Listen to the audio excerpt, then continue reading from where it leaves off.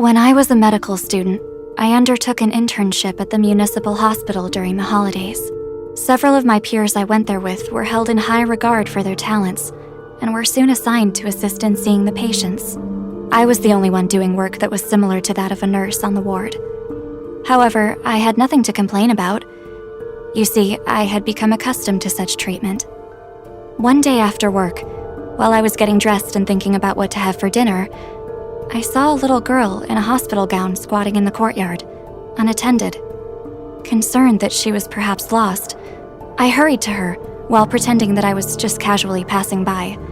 I didn't want to frighten her, you see. "What are you doing out here so late?" I asked kindly. "I'm picking flowers for my mother and father," she said in an innocent voice. "I want to bring them some flowers." "Where are they?" "Home," she answered.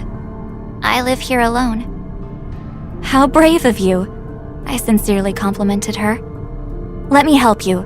After picking some flowers for them, I'll take you back to your room, okay?" She shook her head, but then nodded. She stood up and handed the flowers to me. It was a beautiful bouquet of red flowers that I hadn't seen in the courtyard before. "Can you give them to my parents for me?"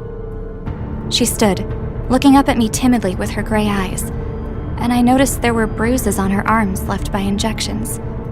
I took the flowers, led her to the corridor, and watched her slip back into her room.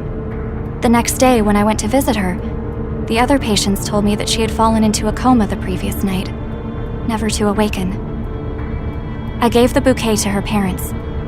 They stared at the red flowers blankly, saying nothing. I don't know what exactly I encountered that night, but that's not important. If there are ghosts in this world, perhaps they are indeed nothing to fear. The only thing I'm certain of is that love lives, even after death. But then again, so does hatred. 10 days later, the girl's parents were admitted to the hospital with an incurable infectious disease.